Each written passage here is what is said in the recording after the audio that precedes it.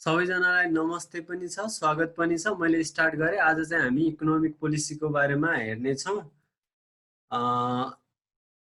अब जतिजना आउनुहुन्छ म उहाँलाई एक्सेप्ट गर्दै गर्नेछु। अब इकोनोमिक पोलिसीमा हामीहरू हेर्न सक्छौँ तीनवटा विशेष तरिकाले तीनटा इकोनोमिक पोलिसीहरू हुन्छन्। एउटा फिस्कल पोलिसी छ, अर्को मोनेटरी पोलिसी र अर्को ट्रेड पोलिसी छ। यसलाई अब नेपालीमा भन्दाखेरि एउटा चाहिँ वित्तीय नीति, अर्को चाहिँ मौद्रिक नीति र अर्को चाहिँ अब तपाईहरुको व्यापार नीति भनेर भन्छ। यो व्यापार नीतिलाई अर्को शब्दमा तपाईले बुझ्नु पर्दाखेरि तपाईले व्यापार नीतिलाई चाहिँ अर्को शब्दमा तपाईले बुझ्नु पर्दाखेरि इकोनोमिक डिप्लोमेसीसँग पनि रिलेटेड छ, किनकि ट्रेड भन्ने कुरा त ट्रान्सनेशनल पनि हुन्छ, एक नेसनदेखि अर्को नेसनसम्म। त्यही भएर हामी यो तीनवटा हजुर कसैको केही क्वेशन छ भने अलि लास्टमा गर्दिनु होला है त। म अगाडि बढे। इकोनोमिक पोलिसी छ भनेपछि अब इकोनोमीसँग रिलेटेड नै हुने भयो। अब इकोनोमीलाई कसरी म्यानेज गर्ने, कसरी इकोनोमीलाई चाहिँ अब स्टेबलाइज गर्ने, कसरी इकोनोमीलाई कन्ट्रोल गर्ने भन्ने विषयमा भयो। इकोनोमीलाई कन्ट्रोल गर्नको निम्ति विशेष तरिकाले तीनवटा पोलिसीहरू मैले भने, एउटा फिस्कल पोलिसी अथवा वित्तीय नीति, अर्को मोनेटरी पोलिसी अथवा मौद्रिक नीति र अर्को चाहिँ तेस्रो नम्बरमा चाहिँ व्यापार नीति अथवा ट्रेड पोलिसी। फिस्कल पोलिसीले तपाईको अब एक्सपेन्डिचर, गभर्नमेन्ट एक्सपेन्डिचर र गभर्नमेन्ट बोरोइङको कुराहरू गर्छ भनेपछि अब मोनेटरी पोलिसीले पनि अब सरकारको अब विशेष तरिकाले अब राष्ट्र बैंक अथवा सेन्ट्रल बैंकबाट के कुरालाई हेर्छ भनेपछि मौद्रिक पोलिसीले तपाईको इन्फ्लेसन कन्ट्रोल गर्नको लागि, मेन एम इन्फ्लेसन कन्ट्रोल गर्नको लागि र अब इम्प्लोइमेन्टलाई पनि कन्ट्रोल गर्नको लागि इम्प्लोइमेन्ट कति राख्ने भन्ने त्यो विषयमा चाहिँ मोनेटरी पोलिसीले हेर्छ। र थर्ड नम्बरमा तपाईको ट्रेड पोलिसीले चाहिँ इम्पोर्ट र एक्सपोर्टको मेन किसिमले ब्यालेन्स कसरी राख्ने, हाम्रो देश नेपालले चाहिँ अरू देशहरूसँग कसरी चाहिँ अब ट्रेड गर्ने, कस्तो कुरामा ट्रेड गर्ने भन्ने विषयमा चाहिँ ट्रेड पोलिसीले हेर्छ। अब म तपाईलाई एउटा जर्नल चार्ट तपाईहरुलाई देखाए। यो तीनैटैको बारेमा डिफरेन्स छ, फिस्कल पोलिसी, मोनेटरी पोलिसी र ट्रेड पोलिसी। अब फिस्कल पोलिसीमा के छ भनेपछि डीटी भन्नाले चेन्ज भनेर बुझ्नुस् तपाईहरुले। चेन्ज इन गभर्नमेन्ट स्पेन्डिङ र ट्याक्स रेटहरू। फिस्कल पोलिसीले केसँग डिल गर्छ मैले पहिले पनि भने, गभर्नमेन्टको स्पेन्डिङ अथवा एक्सपेन्डिचर र ट्याक्स रेटहरूसँग, रेभिन्यू कलेक्सन, अनि अब हुन सक्छ अब बोरोइङको कुराहरूसँग पनि फिस्कल पोलिसीले डिल गर्छ। अर्को मोनेटरी पोलिसीले अब इन्ट्रेस्ट रेटहरूसँग र पैसाको मनी सप्लाई कति गर्ने, कति मात्रामा चाहिँ मनी मार्केटमा हामीले चाहिँ नोटहरू निष्कासन गर्ने भन्ने विषयमा चाहिँ मोनेटरी पोलिसी केन्द्रित भएको हुन्छ। थर्डमा ट्रेड पोलिसी के हुन्छ भनेपछि इन्टरनेसनल ट्रेड फ्लोजहरू। अब नेपालको अन्तर्राष्ट्रिय अब त्यो बाइलेटरल पनि हुन सक्छ, मल्टिलेटरल पनि हुन सक्छ, ट्राइलेटरल पनि हुन सक्छ। नेपालको ट्राइलेटरल भन्दाखेरि नेपाल, इन्डिया र चाइना बीचको ट्रेड पोलिसीलाई ट्राइलेटरल भन्न सकिने भयो। अब दुई तीन भन्दा बढी देशहरूसँग मल्टिलेटरल किसिमको चाहिँ ट्रेड पोलिसी हुने भयो। अब हाम्रो छुट्टै अब लगभग अहिले 168 वटा देशहरूसँग हाम्रो चाहिँ बाइलेटरल रिलेसन छ र सबै देशहरूसँग हामी ट्रेड गर्न सकिरहेका छैनौँ। हामी विशेष तरिकाले अब आफ्ना क्लोज नेबरहरूसँग बढी जस्तो ट्रेड गरिरहेका छौँ र हाम्रो सबभन्दा बढी ट्रेड चाहिँ इन्डिया र चाइनामा बेसिस भएको ट्रेड छ। इन्डिया र चाइनामा मेनली हामी ट्रेडमा डिपेन्डेन्ट छौँ र त्यो कुराहरूलाई कसरी कन्ट्रोल गर्ने, कसरी चाहिँ इम्पोर्ट र एक्सपोर्टलाई ब्यालेन्स भन्ने कुराहरू चाहिँ त्यो ट्रेड पोलिसीले हेर्ने गर्दछ। अब फिस्कल पोलिसी गभर्नमेन्टले सेट गर्ने गर्छ हैन। गभर्नमेन्टले चाहिँ त्यो फिस्कल पोलिसी के को फर्ममा हुन सक्छ भने तपाईले तल देख्न सक्नुहुन्छ। एक्जाम्पलमा tax policy, budget policy, expenditure पोलिसीहरू फिस्कल पोलिसी अन्तर्गत पर्छन् र यो गभर्नमेन्टले सेट गर्छ भने तपाईको मोनेटरी पोलिसी चाहिँ यो सेन्ट्रल बैंक, नेपालको केसमा चाहिँ नेपाल राष्ट्र बैंकले सेट गर्ने गर्दछ। अर्को ट्रेड पोलिसी पनि मोनेटरी पोलिसीले चाहिँ नेपाल राष्ट्र बैंक अथवा सेन्ट्रल बैंकले, कुनै पनि देशको सेन्ट्रल बैंकले सेट गर्ने गर्छ भने फेरि ट्रेड पोलिसी अझ आएर गभर्नमेन्टले नै सेट गर्ने गर्छ।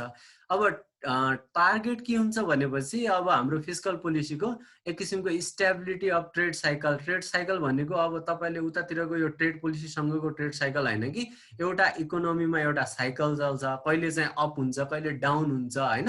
त्यो अप डाउन फेजको जो हुन्छ, कहिले चाहिँ रिसेसन हुन्छ, कहिले चाहिँ बुम फेज हुन्छ, कहिले अब नर्मल फेज पनि होला हो, त्यो साइकललाई चाहिँ विशेष तरिकाले टार्गेट गर्ने र कस्तो कस्तो त्यो इकोनोमी डाउन भएको बेला कस्तो गर्ने, इकोनोमी अप भएको बेला कस्तो कस्तो किसिमको फिस्कल टुल युज गर्ने भन्ने चाहिँ फिस्कल पोलिसीले टार्गेट गरेको हुन्छ।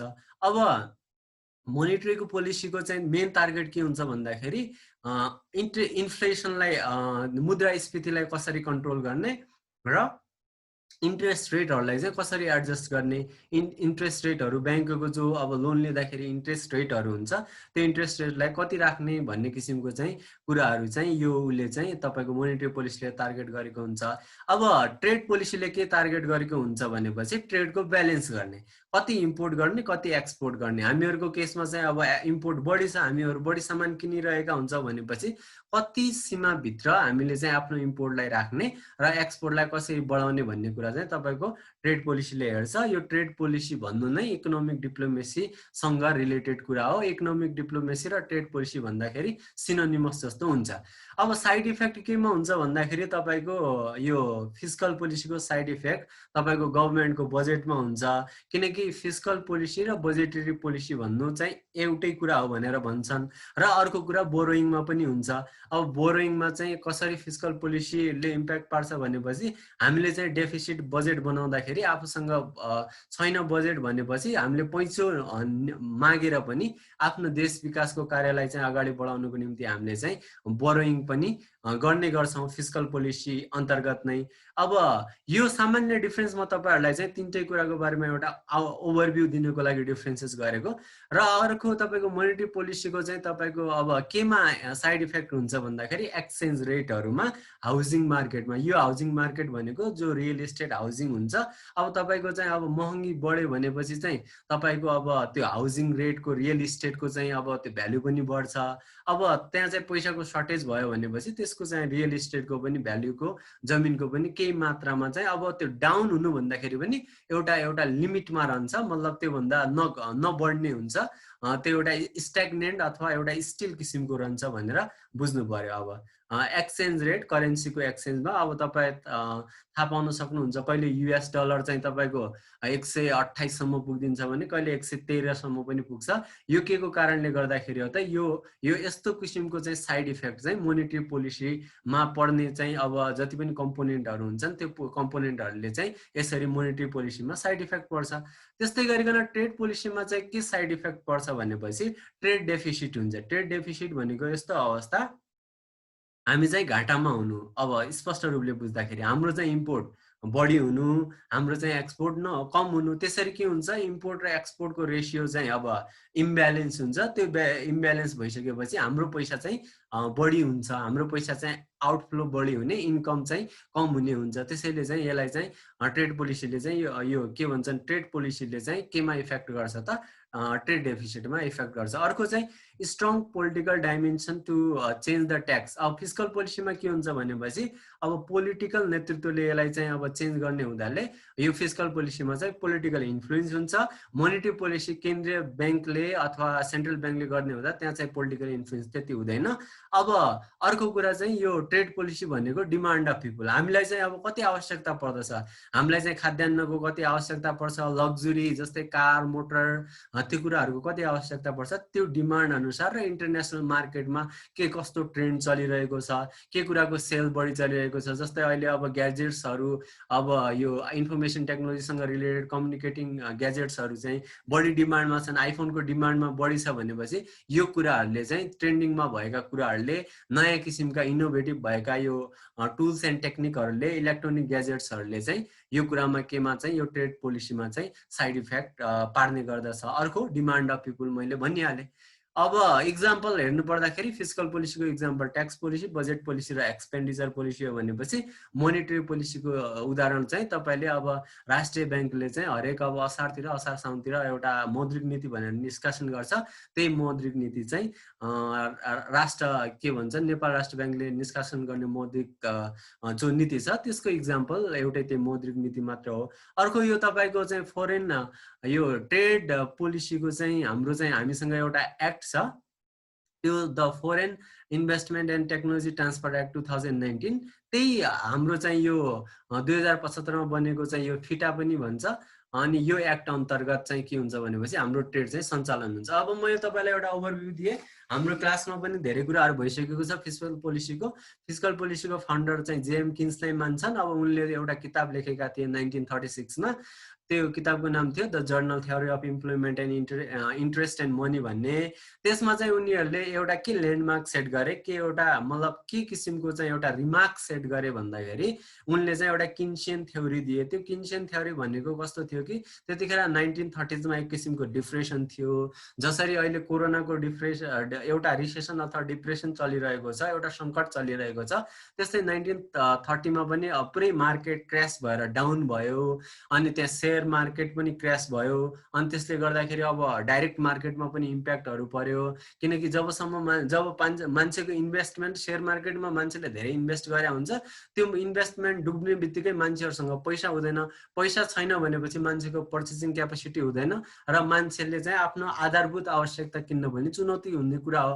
त्यसै कारणले गर्दाखेरि अब किन्सले के एउटा कन्सेप्ट दियो भनेपछि यदि कुनै बेला चाहिँ राज्यलाई चाहिँ अब रिसेसन भयो, डिप्रेसन भयो भनेपछि राज्यले के गर्नु पर्यो, के अरे डेफिसिट बजेटिङ गर्नु पर्यो। अर्को देशबाट लोन निकालेर पनि आफ्नो देशलाई चाहिँ सञ्चालन गर्नु पर्यो, आफ्नो देशलाई एउटा स्टेबिलिटीमा ल्याउनु पर्यो भन्ने कुरा चाहिँ किन्सले एउटा नयाँ डाइमेन्सन दिए। त्यतिखेरको मोनेटरी पोलिसी चाहिँ फिस्कल पोलिसी भन्दा पहिलेको पोलिसी हो। जस्तै इन्ट्रेस्ट रेटलाई अनि महँगीलाई अथवा मुद्रास्फीतिकरणलाई चाहिँ कन्ट्रोल गर्थ्यो।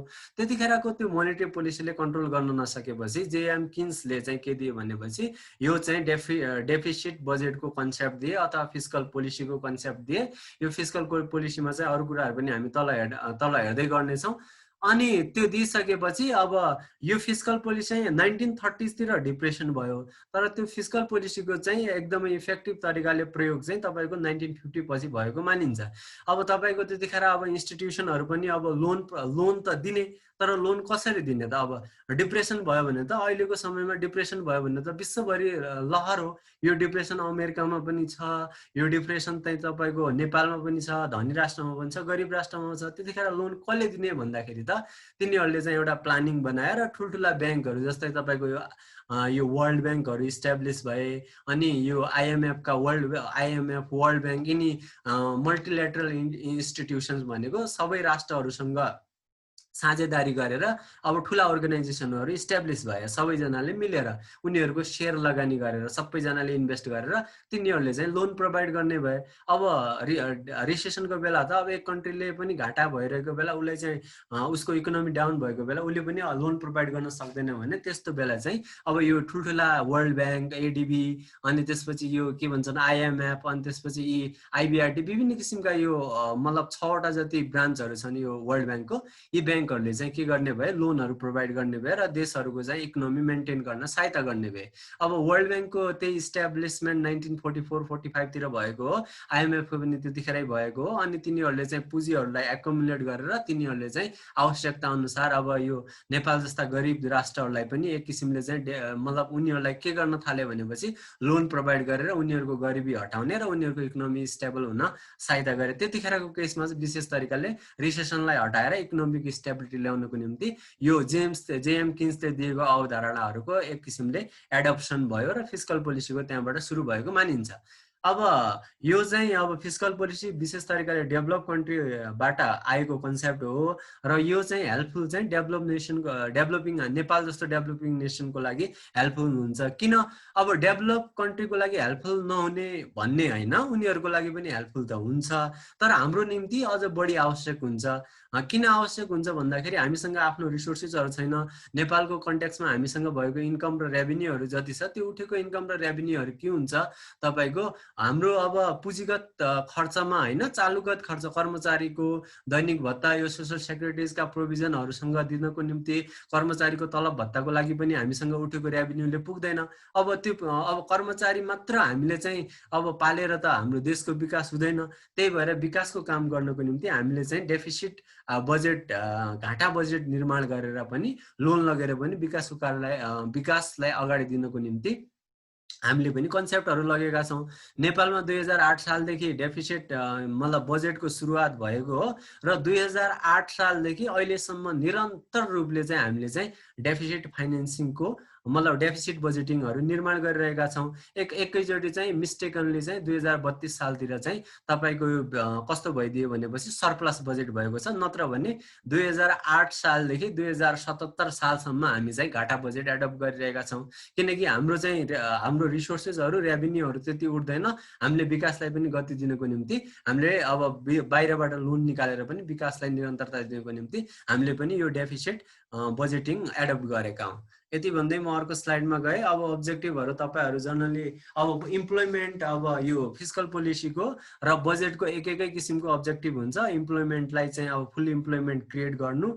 अब फुल इम्प्लोइमेन्ट क्रिएट गर्नको निम्ति अब रिसेसनको बेला छ भनेपछि गभर्मेन्टले चाहिँ एक्सपेन्डिचर बढी गर्नु पर्ला। आफ्नो राज्यमा कोषमा भएको पैसा सबै अब बजारमा चाहिँ सर्कुलेट गर्ने। अब कम परेको कुराहरू चाहिँ अब के गर्ने भन्दाखेरि लोन निकालेर पनि सर्कुलेट गर्ने। अब नेपालले कति लोन निकालेको तपाईँहरूले चाहिँ न्युजहरू सुन्नुहुन्छ। त्यसरी इम्प्लोइमेन्टलाई जेनरेट गर्ने चाहिँ फिस्कल पोलिसीको अब्जेक्टिभ हुन्छ। प्राइसलाई स्टेबिलिटी गर्ने, महँगी हुन नदिने, त्यो पनि अब्जेक्टिभ हुन्छ। र यो प्राइस स्टेबिलिटी चाहिँ यो फिस्कल पोलिसीको मात्र होइन, मोनेटरी पोलिसीको पनि अब्जेक्टिभ मिल्न जान्छ है त। Accelerating the rate of the economic development. अब यो आर्थिक वृद्धि दर जसरी नेपालले चाहिँ अब हाम्रो 15 योजना अन्तर्गत चाहिँ 10.3% को चाहिँ यो 15 योजनाको अन्त्यमा आर्थिक वृद्धि दर हुने एक किसिमको जो प्रक्षेपण गरेको छ त्यसलाई चाहिँ निरन्तरता गर्नु पर्यो। किनकि अब कोरोनाले गर्दाखेरि हाम्रो आर्थिक वृद्धि दर 2.5 मा झर्ने भन्ने अनुमान छ र नेपालको त अब पोजिटिभमै छ। विश्वका अरू देशहरूको चाहिँ नेगेटिभमा पनि झर्ने छ। जस्तै अमेरिका अरू देशहरूको चाहिँ -6 पहिले जति पनि उनीहरूको चाहिँ के भन्छन् इकोनोमिक ग्रोथ हुन्थ्यो त्योभन्दा चाहिँ पहिले उनीहरूको पोजिटिभ हुन्थ्यो भने अहिले नेगेटिभ -6 सम्म पनि झर्ने भन्ने किसिमको चाहिँ प्रिडिक्सनहरू भइरहेको छ। अब यो किन हुन्छ फरक भन्दाखेरि अब त्यो देशहरूको चाहिँ एकदमै जिडिपी धेरै हुन्छ। त्यसै कारणले गर्दाखेरि त्यो देशको 1% जिडिपी पनि नेपालको लागि धेरै हुन्छ। त्यसैले चाहिँ अब हामीहरूको चाहिँ यो 2.5% अथवा यो 10.3% भनेको उनीहरूको 1% बराबर पनि हुँदैन क्या। त्यही भएर हामीहरूको चाहिँ इकोनोमिक यो ग्रोथ चाहिँ बढी हुनुपर्ने एक किसिमको बाध्यता पनि हुनुपर्छ हामीले विकसित हुनु छ भने। अर्को अप्टिमम एलोकेसन अफ रिसोर्सेस। रिसोर्सेसहरू ठिक्कै सबै ठाउँमा चाहिएको आवश्यकता अनुसार स्टेटलाई कति चाहिन्छ, अब प्रोभिन्सलाई कति चाहिन्छ, केन्द्र सरकारलाई कति चाहिन्छ, यो स्थानीय सरकारलाई कति चाहिन्छ र प्रदेश सरकारलाई जति चाहिन्छ तिनीहरूको लागि अप्टिमम किसिमको चाहिँ रिसोर्सहरू एलोकेसन गर्नको निम्ति फिस्कल पोलिसीको चाहिँ जरुरत पर्दछ। त्यो अब्जेक्टिभ फिस्कल पोलिसीले त्यस्तो उद्देश्य लिएको हुन्छ। अर्को equitable distribution of income and wealth. अब इन्कमलाई चाहिँ इक्विटेबल डिस्ट्रिब्युसन गर्नु पर्यो, कसैलाई धेरै कसैलाई कम होइन कि सबैलाई बराबर किसिमको।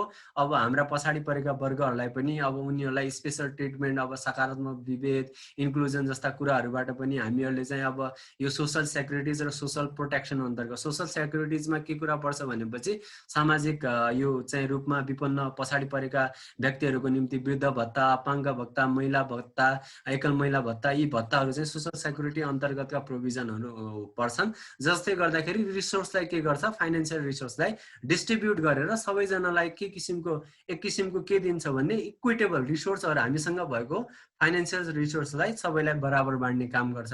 र सोसल प्रोटेक्सन भनेको जस्तै वुमन इम्पावरमेन्ट प्रोग्राम, जस्तै सिलाइ कटाइ तालिम, त्यसले के गर्छ भने समाजमा रहेका विभिन्न किसिमका पछाडि परेका वर्गहरूलाई एक किसिमको इम्पावरमेन्ट दिन्छ। र यो सोसल सेक्युरिटी, सामाजिक सुरक्षा र यो के भन्छन् अब सोसल प्रोटेक्सन, सामाजिक संरक्षण, यो दुईटै विधिहरूबाट रिसोर्सहरूलाई चाहिँ एक किसिमले इक्विटेबल तरिकाले चाहिँ डिस्ट्रिब्युट गर्ने पनि फिस्कल पोलिसीको अब्जेक्टिभ रहेको हुन्छ। अर्को इकोनोमिक स्टेबिलिटी भइहाल्यो। इकोनोमिक स्टेबिलिटीको लागि त फिस्कल पोलिसी, मोनेटरी पोलिसी, यो ट्रेड पोलिसी सबैले इकोनोमिक स्टेबिलिटी उनीहरूको अब्जेक्टिभ रहेको हुन्छ। उद्देश्य त्यही नै हो, इकोनोमीलाई एक किसिमको स्टेबल गर्नु, अब एकदमै तल नजानु, घाटामा नजानु भन्ने किसिमले इकोनोमीलाई स्टेबल गर्न यस्तो किसिमको यो पोलिसीहरू लगेको हुन्छ। विशेष तरिकाले फिस्कल पोलिसी, मोनेटरी पोलिसी र ट्रेड पोलिसी। अब क्यापिटल फर्मेसन एन्ड ग्रोथ। अब क्यापिटल पनि फर्म गर्नको निम्ति जस्तै अब तपाईसँग फाइदामा हुनुहुन्छ भने सरकारले त ट्याक्स लाग्छ। तपाईसँग इन्कम छ भनेपछि त्यो इन्कम भएको त्यसको निश्चित केही प्रतिशत ट्याक्स लाग्छ तपाईँलाई फाइदा भए मार्फत। त्यो फाइदा भए मार्फत सरकारले एक किसिमको ठाउँमा चाहिँ त्यो राज्यको चाहिँ सञ्चित कोषमा चाहिँ एकल सञ्चित कोषमा चाहिँ जम्मा गर्छ। जम्मा गरिसकेपछि राज्यले चाहिँ विभिन्न सेक्टरहरूमा अब त्यो चाहिँ अब इन्कम आउने सेक्टरहरूमा पनि राज्यले इन्भेस्ट गर्न सक्छ।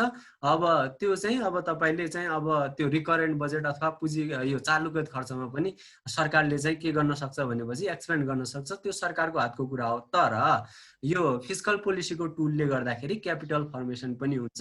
पैसालाई चाहिँ सरकारले ट्याक्सको मार्फत पैसालाई चाहिँ एकुमुलेट गरेर त्यो एकुमुलेट गरेको पैसा मार्फत पुँजी योग्य एउटा पुँजीको रूपमा त्यसलाई चाहिँ फर्म गरेर त्यसलाई चाहिँ अब इन्भेस्टमेन्ट गरेर त्यसबाट अझै पनि लाभ पाउने किसिमले चाहिँ एउटा क्यापिटल फर्म गर्न पनि यो फिस्कल पोलिसीले एक किसिमको उद्देश्य राखेको हुन्छ, अब्जेक्टिभ हुन्छ, इन्करेजिङ इन्भेस्टमेन्ट। अब जस्तै कसरी इन्भेस्टमेन्टलाई इन्करेज गर्छ भनेपछि फिस्कल पोलिसीले, जस्तै अब तपाईँले अब अहिलेको टाइममा चाहिँ एकदमै रिसेसन छ, मतलब एकदमै मन्दीको बेला छ, यस्तो बेला चाहिँ सरकारले चाहिँ ट्याक्स काट दियो भनेपछि, ट्याक्स कटौती गर्यो भनेपछि, विभिन्न ट्याक्स रेटहरू घटाइदियो भनेपछि मान्छेहरूले चाहिँ अब व्यापार गर्न खोज्छ, मान्छेहरूले इन्भेस्ट गर्न खोज्छ, किनकि ट्याक्स कम पे गर्नुपर्छ।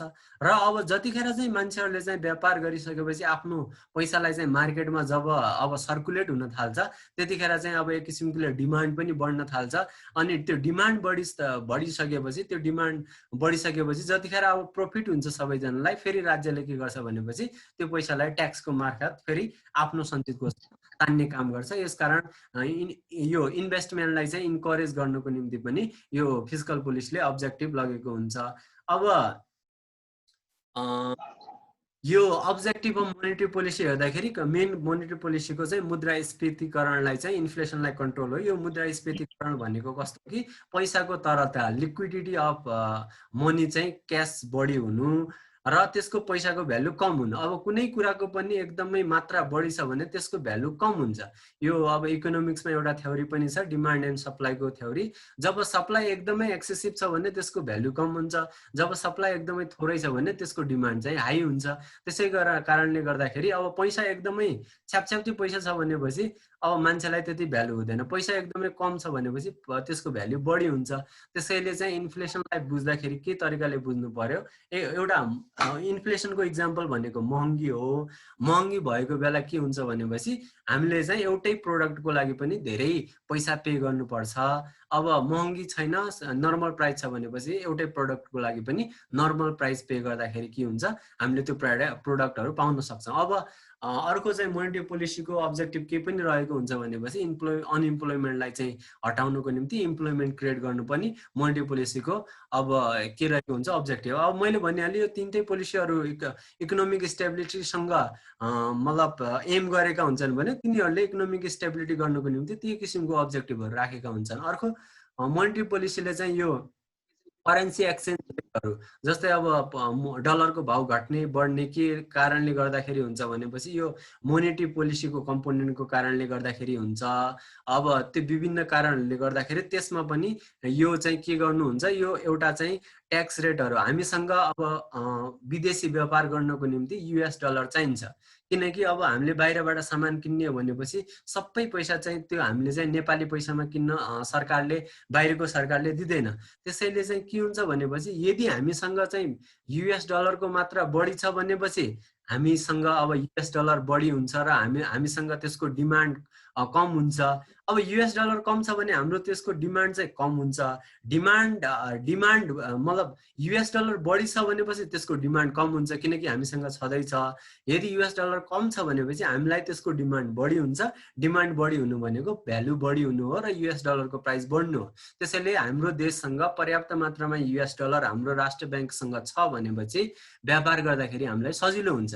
त्यसै कारणले गर्दाखेरि यो इन्ट्रेस्ट रेटहरू के को कारणले गर्दाखेरि यो एक्सचेन्ज रेटमा पनि के गर्नुहुन्छ, कन्ट्रोल ल्याउनुहुन्छ। त्यो कन्ट्रोल ल्याएर के गर्छ भने मैले उदाहरण दिइहालेँ, युएस डलर बढी छ भनेपछि हामीलाई बाहिरबाट सामान किन्नको लागि सजिलो हुन्छ, किनकि हामीले चाहिँ युएस एक्सचेन्ज गरेर सामान किन्दाखेरि त एक्सचेन्ज रेटको पनि पैसा दिनु पर्यो। अब डाइरेक्ट हामीसँग युएस डलर छ, हामीले बाहिर फरेन कन्ट्रीबाट सामान किन्नु पर्यो भनेपछि त हामीले एक्सचेन्जै गर्नु परेन, डाइरेक्ट हामी किन्न सक्ने भयौँ। त्यसैले यो युएस डलर हुनुमा यो एक्सचेन्ज रेटले चाहिँ धेरै डिफरेन्स पार्दछ। यो एक्सचेन्ज रेटलाई कम राख्नु, हामीसँग युएस डलर चाहिँ सञ्चित सीमा, एउटा वाञ्छित सीमाभित्र हामीलाई आवश्यकता अनुसारको युएस डलर 6 महिनाको लागि 7 महिनाको लागि व्यापार गर्नको लागि राख्नु चाहिँ नेपालको लागि चाहिँ यो मोनेटरी पोलिसीले चाहिँ एक किसिमको अब्जेक्टिभ लगेको हुन्छ। अर्को इन्ट्रेस्ट रेटलाई एडजस्ट गर्ने कुरा, जस्तै अब रिसेसनको बेला इन्ट्रेस्ट रेट बढी, ब्याङ्कले चाहिँ अब हामीलाई चाहिँ अब रिसेसनको बेला त अब व्यक्तिगत तौरले पनि लोन लिइन्छ। त्यो लोन लिँदाखेरि चाहिँ अब के भन्दाखेरि राज्यले चाहिँ अब यो ब्याङ्कहरूले चाहिँ एकदमै हाई रेटको चाहिँ अब इन्ट्रेस्ट लगाइदिने हो भनेपछि त अब मान्छेहरूले लोन लिन पनि सक्दैनन्, त्यो लोनको चाहिँ ब्याजहरू चुक्ता गर्नुपर्ने हुन्छ। त्यसैले चाहिँ राज्यले के भूमिका खेलिदिन्छ भनेपछि त्यो इन्ट्रेस्ट रेटलाई चाहिँ रिसेसनको बेला कम गराइदिने र इन्फ्लेसन भयो भने, महँगी भयो भनेपछि त्यो इन्फ्लेसनलाई बढी गर्ने किसिमको के हुन्छ, त्यो मोनेटरी पोलिसीले त्यस्तो किसिमको एडजस्टमेन्ट, इन्ट्रेस्ट रेटको एडजस्टमेन्टको अब्जेक्टिभ लगेको हुन्छ। अब यतातिर तपाईहरुलाई चाहिँ यो एक्सक्लुडेबल र नन एक्सक्लुडेबल भनेर यो प्राइभेट गुड, कमन गुड, यो क्लब गुड र पब्लिक गुड भन्ने छ। यो गुडहरु भनेको, पब्लिक गुड भनेको तपाईं यहाँ एक्जाम्पलमा देख्न सक्नुहुन्छ, यो खाना, कपडाका कुराहरु, कारका कुराहरु, कन्ज्युमर गुडहरु चाहिँ यो प्राइभेट गुड हुन्। कमन गुड भनेको हामीले चाहिँ कमन रूपले युज गर्ने, अब जस्तै हामीलाई अब यो टिम्बरका दाउराका कुराहरु भयो, यो मतलब काठ दाउराको कुराहरु भयो, अनि अरु कुराहरु यो कमन गुडमा तपाईको पर्ने चाहिँ यो अब यो ट्रान्सपोर्टका कुराहरु यो कमन टाइपको कुराहरुमा पर्छन्। यो फोसिल फ्युलहरु सबैले प्रयोग गर्छौं हामी। अब यो पब्लिक गुड भनेको सबैले चाहिँ अब प्रयोग गर्ने किसिमको पब्लिक गुड र यो के भन्छन् यो कमन गुडमा चाहिँ सिमिल्यारिटी छ, किनकि यो प्राइभेट गुड भनेको अब आफ्नो व्यक्तिगत पैसाले चाहिँ किन्न सकिने, मतलब हामीले पर्चेस गर्नुपर्ने गुड हो। तर कमन गुड भनेको चाहिँ हामीले चाहिँ केमा अन्तर्गत आउँछ भनेपछि हामीले प्राइभेट र पब्लिक दुईटै गुडहरु चाहिँ हामीलाई चाहिँ अब कमन किसिमको चाहिँ हाम्रो आवश्यकता पर्ने हुन्छ, र पब्लिक गुडको चाहिँ कस्तो हुन्छ कि हामीलाई चाहिँ सर्भिस मार्फत पाइने गुडहरु हुन्छ। जस्तै एयरवेजको सर्भिस छ, हामीले सेक्युरिटी छ, हामीले त्यसको लागि चाहिँ राज्यले इन्भेस्ट गरेर पनि त्यो किसिमको पब्लिक गुडहरु हामीले पाइरहेका हुन्छौं। अब के हुन्छ कमन गुडमा के हुन्छ भने त्यो कमन गुड हामीले चाहिँ किनेर पनि हामी पाउन सक्छौं भनेपछि हामीलाई चाहिँ सर्भिसको रूपमा पनि पाउन सकिन्छ। 10 मिनेटको मेसेज आइहाल्यो, मैले अलि चाँडो जानुपर्ने देखियो। अब फिस्कल पोलिसीको टाइप मैले यहाँ भन्दाखेरि दुई टाइपको फिस्कल पोलिसी हुन्छ, त्यही दुई टाइपको मोनेटरी पोलिसी पनि हुन्छ। यहाँ एउटा एक्सपेन्सनरी फिस्कल पोलिसी र कन्ट्रेक्सनरी फिस्कल पोलिसी, अनि मोनेटरी पोलिसीमा पनि एक्सपेन्सनरी मोनेटरी पोलिसी र यो कन्ट्रेक्सनरी मोनेटरी पोलिसी। एक्सपेन्सनरी मोनेटरी पोलिसी कस्तो बेला काम लाग्छ भनेपछि अब केही कुराको एक्सपान्ड गर्नु पर्यो, के को एक्सपान्ड गर्नु पर्यो भन्दाखेरि गभर्नमेन्ट एक्सपेन्डिचरको एक्सपान्ड गर्नु पर्यो। किन गर्नु पर्यो? रिसेसनको बेला चाहिँ अब प्राइभेट सेक्टरसँग, जनतासँग पैसा हुँदैन, त्यसै कारणले गर्दाखेरि सरकारले चाहिँ त्यहाँ पैसा सार्वजनिक खर्चलाई चाहिँ बढायो भनेपछि त्यस्तो बेला चाहिँ के गर्नुपर्छ, सरकारले चाहिँ यहाँ हेर्न सक्नुहुन्छ तपाईले डिक्रिज इन ट्याक्स, सरकारले ट्याक्सहरु घटाइदिनु पर्छ र के गर्नुपर्छ भनेपछि पब्लिक यो गभर्नमेन्टको सरकारी खर्चलाई बढाइदिनु पर्छ। त्यसले गर्दाखेरि इकोनोमिकलाई चाहिँ इकोनोमी स्टेबिलिटी आओस् भन्ने कुरा चाहिँ यो चाहिँ एक्सपेन्सनरी फिस्कल पोलिसीले हेर्छ। कन्ट्रेक्सनरी फिस्कल पोलिसीले कस्तो हेर्छ, तपाईको इन्फ्लेसन बढी भयो, एउटा बुमको स्टेज आयो भनेपछि के कुरा हेर्छ भन्दाखेरि तपाईको यो फिस्कल पोलिसीले यो तपाईको मतलब त्यसलाई चाहिँ त्यतिखेर चाहिँ ट्याक्स रेटहरु बढाइदिने र गभर्नमेन्टले चाहिँ आफ्नो चाहिँ जति पनि अब लगानी लगाएको छ त्यो पब्लिक सेक्टरमा, त्यो चाहिँ अब प्राइभेट सेक्टरमा, त्यो सबै सेक्टरमा चाहिँ पिपुलमा लगाएको लगानी चाहिँ विथड्र गर्ने किसिमको अथवा त्यो आफ्नो लगानीलाई चाहिँ डिक्रिज गर्ने चाहिँ फिस्कल पोलिसीले गर्छ। अब घाटा भएको सरकारले सहायता गर्नु पर्यो। अब जनतासँग बढी भएको बेला चाहिँ त्यो अब जनतासँग बढी पैसा भयो भने हामीले बढी सामान किनबेच गर्छौं। अब त्यसले गर्दाखेरि इन्फ्लेसन बढ्छ। अब धेरै इन्फ्लेसन नबढ्न सकोस्, अब पैसाको भ्यालु चाहिँ एउटा पैसाको भ्यालु चाहिँ लिमिटमा राख्नको लागि सरकारले ट्याक्स उठाइदिएर अनि त्यसपछि त्यो पैसालाई चाहिँ इकोनोमीलाई कन्ट्रोल गर्नको निम्ति कन्ट्रेक्सनरी किसिमको फिस्कल पोलिसी युज गरेको हुन्छ। अब मोनेटरी पोलिसीमा पनि सेम त्यही कुरा छ। मोनेटरी पोलिसीमा चाहिँ के को लागि मतलब गरेको हुन्छ भन्दाखेरि यहाँ देख्न सक्नुहुन्छ एक्सपेन्सनरी मोनेटरी पोलिसीमा, monetary policy designed to counteract the effect of recession and return the economy to full employment. अब रिसेसनको बेला ठिक अब राष्ट्र ब्याङ्कले पनि जो मोनेटरी पोलिसी मौद्रिक नीति निष्कासन गर्छ त्यसले पनि के कुरालाई चाहिँ सामना गर्छ भन्दाखेरि रिसेसनलाई सामना गरेर अनि चाहिँ हामीले चाहिँ रोजगारीलाई सिर्जना गर्ने किसिमको चाहिँ त्यस्तो किसिमको प्रोभिजनको हुने त्यस्तो किसिमका प्लानहरू त्यस्तो किसिमका प्रोग्रामहरू चाहिँ मतलब त्यो मोनेटरी पोलिसीले मौद्रिक नीतिले ल्याएको हुन्छ, अघि सारेको हुन्छ। र अर्को कुरा चाहिँ यो जति पनि पोलिसी हुन्छ कन्टेक्चुअल हुन्छ।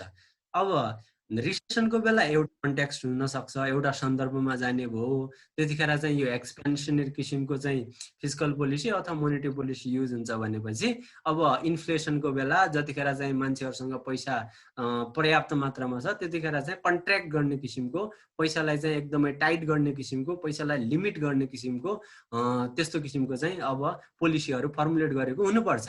अब कन्ट्र्याक्सनरी फिस यो मोनेटरी पोलिसीमा monetary policy designed to counteract the effect of the inflation and return to the economy of full employment. अब त्यहाँ चाहिँ के भइदियो भनेपछि तपाईँको चाहिँ इन्फ्लेसन भइदियो भनेपछि पनि इम्प्लोइमेन्टका अपर्च्युनिटीहरू धेरै के हुन सक्छन् कि मतलब लुज हुन सक्छन्, किनकि पैसाको भ्यालु कम हुन्छ। अब पैसाको भ्यालु कम भइसकेपछि अब त्यो स्यालेरी पनि के हुन्छ, त्यो स्यालेरी दिँदाखेरि पनि धेरै पैसा दिए पनि त्यो पैसाले चाहिँ धेरै सामान थोकहरू आउन सक्ने हुँदैन, किनकि पैसाको भ्यालु कम भएको हुन्छ इन्फ्लेसनमा। त्यसले गर्दाखेरि के हुन्छ भन्दाखेरि तपाईँको पैसाको भ्यालु कम हुने बित्तिकै धेरैवटा इम्प्लोयरहरूलाई हायर गर्न सकिँदैन। अब पैसाको भ्यालु भयो, सबैलाई थोरै पैसा दिँदाखेरि पनि धेरै इम्प्लोयरहरूलाई चाहिँ डिस्ट्रिब्युट गर्न सक्यो। अब पैसा धेरै दिँदाखेरि पनि त्यो पैसाको भ्यालु कम भयो भनेपछि अब धेरै पैसाले पनि मतलब थोरै इम्प्लोयलाई मात्र त्यो पैसा दिन पुग्ने भयो। त्यसैले कारणले गर्दाखेरि चाहिँ के भएको हुन्छ, इन्फ्लेसनको टाइममा पनि, महँगीको टाइममा, इन्फ्लेसन मुद्रास्फीतिको टाइममा तपाईँको जब अपर्च्युनिटीहरू लुज भएको हुन्छ। त्यसैले त्यस्तो टाइममा पनि जब अपर्च्युनिटीहरूलाई चाहिँ कायम राख्नको निम्ति तपाईँले कन्ट्र्याक्सनरी किसिमको चाहिँ मोनेटरी पोलिसी लिएको हुनुपर्छ। अब तपाईँको चाहिँ यो के भन्छन् ट्रेड पोलिसीका टाइपमा चाहिँ बाइलेटरल र ट्राइलेटरल अथवा मल्टिलेटरल हुन्छ। अघि नै भनिसकेँ। अब बाइलेटरल भनेको जस्तै नेपाल र इन्डियाको बिचमा चाहिँ ट्रेड विभिन्न किसिमका सन्धि सम्झौताहरू हुन्छन्। इन्डियाले नेपालको चिया खरिद गर्ने र इन्डियाले चाहिँ नेपालका विशेष किसिमका प्रोडक्ट खरिद गर्ने एक किसिमको सन्धि सम्झौता हुन्छ। त्यस्तो किसिमलाई दुई देशको बिचमा हुने चाहिँ एक किसिमको चाहिँ ट्रेडको जो हुन्छ मतलब त्यो रिलेसन हुन्छ, त्यसलाई चाहिँ मतलब यो ट्रेड पोलिसीले हेर्ने गर्दछ। र यो ट्रेड पोलिसीमा मल्टिलेटरल पनि हुनसक्छ, हाम्रो चाहिँ ट्राइलेटरल पनि हुनसक्छ, किनकि हाम्रो सामान त चाइनासँग पनि केही सामान बेच्न सक्छौँ। सी जिनपिङ आएको बेला तपाईँले सुन्न सक्नुहुन्छ कि सी जिनपिङले के भनेका थिए भन्दाखेरि तपाईँहरू यो सिट्रस फ्रुटहरू जस्तै अब के भन्छन् यो सरी यो चाहिँ मतलब सुन्तला अनि त्यसपछि अब मौसमी अनि यो निम्बुहरू तपाईँहरू ए ग्रेडको बनाउन सक्नुहुन्छ भने चाइनामा बेच्न सक्नुहुन्छ भनेर सी जिनपिङले यहाँ भनेका थिए। त्यो पनि एक किसिमको ट्रेड हो। त्यसैले चाहिँ हाम्रो तीन देशभित्र बिचमा हुने किसिमको चाहिँ रिलेसन हुने किसिमको ट्रेड चाहिँ ट्राइलेटरल भनिन्छ। र अब धेरै देशहरूमा जस्तै अब हाम्रो त अब विभिन्न किसिमका मसलाहरू अरू कुराहरू अब युएसए पनि जान्छ, अरू कुराहरू देशहरूमा जान्छ। 2-3 भन्दा बढी देशहरूमा गरिने किसिमको ट्रेड चाहिँ केले गर्छ भन्दाखेरि तपाईँको यो चाहिँ यो ट्रेड पोलिसी अन्तर्गत कसरी चाहिँ ट्रेड गर्ने, कसरी कन्ट्रोल गर्ने, कसरी इम्पोर्ट र एक्सपोर्टलाई ब्यालेन्स गर्ने भन्ने कुरा चाहिँ केले हेर्छ, ट्रेड पोलिसी हुन्छ। यहाँ अब्जेक्टिभ पनि हेर्न सक्नुहुन्छ, the volume of exchange of imports and exports. अब नेपालमा चाहिँ मैले भनिहालेँ हामी बढी खरिद गर्छौँ, हाम्रो चाहिँ खरिद गर्ने मतलब यो इम्पोर्टको भोल्युम एकदमै बढी छ र हामीले चाहिँ बाहिर चाहिँ बेच्ने अथवा हामीले एक्सपोर्ट अथवा निर्यात गर्ने भोल्युम चाहिँ एकदमै कम छ। यसलाई चाहिँ बढाउनु हाम्रो जरुरी छ र यसको चाहिँ यो भोल्युमहरूको एक्सचेन्ज गर्ने भोल्युमहरूलाई ब्यालेन्स गर्नु चाहिँ यो ट्रेड पोलिसीको अब्जेक्टिभ रहेको हुन्छ। अर्को चाहिँ तपाईँको चाहिँ change in the structure of foreign trade. अब स्ट्रक्चरमा पनि चेन्ज गर्न सक्छ। हामीले कस्तो कस्तो कुराहरू इन्डियालाई बेच्ने, कस्तो कस्तो कुराहरूलाई चाहिँ हामीले चाहिँ अब चाइनालाई बेच्ने भन्ने कुरा त्यसमा पनि त्यो स्ट्रक्चर चेन्ज गर्नुपर्नेमा पनि हुनसक्छ, किनकि हामीले एउटै प्रोडक्ट बेच्छौँ भनेपछि त्यसमा फाइदा नहुन सक्छ। त्यही भएर हामीले चाहिँ डाइभर्सिफाइड प्रोडक्टहरू बेच्नुपर्ने हुन्छ। हामीले स्ट्राटेजिकल्ली जाने हो भनेपछि त हामीले एकदमै थोरै क्वान्टिटीमा भएको प्रोडक्ट र त्यसको भ्यालु चाहिँ हाई भ्यालुवाला प्रोडक्ट बेच्नुपर्ने हुन्छ, किनकि त्यसको चाहिँ ट्रान्सपोर्टेसन खर्च पनि कम लाग्छ। जस्तै तपाईँले चामल बेच्नु र यार्साकुममा बेच्नुमा त तपाईँलाई चाहिँ यार्साकुममा बेच्नुमा फाइदा हुन्छ। त्यसैले हाम्रो प्रोडक्टहरू कस्तो हुनुपर्छ भन्दाखेरि यो चाहिँ स्ट्रक्चर चेन्ज भन्नेको मतलब हामीले चाहिँ अब नर्मल किसिमको भन्दाखेरि पनि थोरै प्रोडक्टमा धेरै पैसा कमाउने र त्यसको विभिन्न किसिमको ट्याक्सका कुराहरू सबै कुराहरू एक्सक्लुड हुने हिसाबले चाहिँ त्यस्तो किसिमले चाहिँ हामीहरूले चाहिँ डाइभर्स किसिमका चाहिँ प्रोडक्टहरू चाहिँ अब यो फोरेन ट्रेड अन्तर्गत चाहिँ हामीले एक्सचेन्ज गर्ने कुराहरू इम्पोर्ट गरे मतलब एक्सपोर्ट गर्ने कुराहरू चाहिँ यो मतलब यो ट्रेड पोलिसीले अब्जेक्टिभ उद्देश्य राखेको हुन्छ। अर्को तपाईँको providing the country with the necessary resources. अब हामीले अब ट्रेड पोलिसीले हामीसँग आवश्यकता आधारभूत आवश्यकताहरू चाहिँ अब यही हाम्रो ट्रेड पोलिसी अन्तर्गत हामीले चाहिँ इम्पोर्ट गर्छौँ। हाम्रो देशमा बाइकहरू बन्दैन, हाम्रो देशमा आइफोनहरू बन्दैन, तरै पनि छ। कसरी छ भन्दाखेरि ट्रेड पोलिसी गरे हुन्छ, एग्रिमेन्ट गरे हुन्छ र त्यो एग्रिमेन्ट अन्तर्गत हामीहरू चाहिँ अब अरू देशहरूबाट चाहिँ हामी यहाँ इम्पोर्ट गर्छौँ र त्यसले गर्दाखेरि हाम्रो चाहिँ अब हामीलाई आवश्यक भएको चाहिँ साधन स्रोतको हामीलाई चाहिँ सप्लाई पनि हुने गर्दछ। अर्को exchange of ratio of import and export prices. अब मैले भनिसकेँ तपाईँलाई चाहिँ हाम्रो चाहिँ इम्पोर्ट धेरै छ, एक्सपोर्ट बढी छ, त्यसलाई ब्यालेन्स गर्नु यसको चाहिँ अब्जेक्टिभ रहेको हुन्छ, उद्देश्य रहेको हुन्छ ट्रेड पोलिसीको। अर्को कुरा तपाईँले हेर्दाखेरि बुस्ट अफ द एक्सपोर्ट, हामीले चाहिँ अब निर्यातलाई बढाउनु पर्छ भन्ने कुरा हो। अब यो ट्रेड साइकल छ, अब 1 मिनट छ, अब के गर्ने, अब यसमा पज गर्ने कि क्लास चाहिँ कन्टिन्यू गर्ने? अब मैले अब सिधै कन्क्लुजन। ठिक छ सर, यसो यो सकिन लाग्यो सर, पज गर्नु, भोलि सुरु हुनुभन्दा अगाडि बरु गरौँला सर। ल मैले कन्क्लुडिङ कुरा भने 1 मिनटमा, 1 मिनट छ ठ्याक्कै यहाँ। अब यसपछि हामी छुटिन पनि सक्छौँ, अब अर्कोचोटि अब हुँदैन होला। अब कन्क्लुजनमा के तरिकाले तपाईँले बुझ्नु पर्यो भनेपछि प्लानिङ गर्ने, अर्गनाइजिङ गर्ने, डाइरेक्टिङ गर्ने, कन्ट्रोलिङ गर्ने, लिङ्केज गर्ने, कलेक्सन गर्ने, एलोकेसन गर्ने, अनि त्यसपछि मोबिलाइजेसन गर्ने, युटिलाइजेसन गर्ने फन्डको यो पब्लिक फाइनेन्सले हेरेको हुन्छ। पब्लिक फाइनेन्सलाई अहिले आएर चाहिँ फिस्कल पोलिसी पनि भन्छन्। पब्लिक फाइनेन्समा चाहिँ फिस्कल पोलिसीको युज हुन्छ। फिस्कल पोलिसीको युजले के गर्छौँ हामी, पैसालाई चाहिँ प्लान गर्छौँ, कता इन्भेस्ट गर्ने भनेर, कसरी अर्गनाइज गर्ने भनेर, त्यसलाई चाहिँ कसरी डाइरेक्ट गर्ने, कसरी कन्ट्रोल गर्ने, कसरी लिङ्कअप गर्ने, कसरी त्यसलाई चाहिँ कलेक्ट गर्ने, एलोकेट गर्ने, चाहिएको कुराहरूमा त्यो हेर्छौँ, त्यसलाई कसरी मोबिलाइज गर्ने कुराहरू हेर्छौँ र युटिलाइजेसन गर्ने कुराहरू यो फिस्कल पोलिसीले हेरेको हुन्छ। अब यो पब्लिक पोलिसीले चाहिँ यो public revenue, public expenditure, public डेटलाई हेर्छ भनेपछि तपाईँले चाहिँ यो के भन्छन्, यो फिस्कल पोलिसीले पछि आएको कन्सेप्ट हो, 1950 पछि आएको कन्सेप्टले। यसले इकोनोमिक ग्रोथ र इकोनोमिक स्टेबिलिटीलाई पनि हेर्छ। त्यो माथिको कुराले रेभिन्यू, एक्सपेन्डिचर, डेप्ट र पब्लिक मतलब फाइनेन्सियल एडमिनिस्ट्रेसनलाई हेर्ने भयो भन्दाखेरि तपाईँले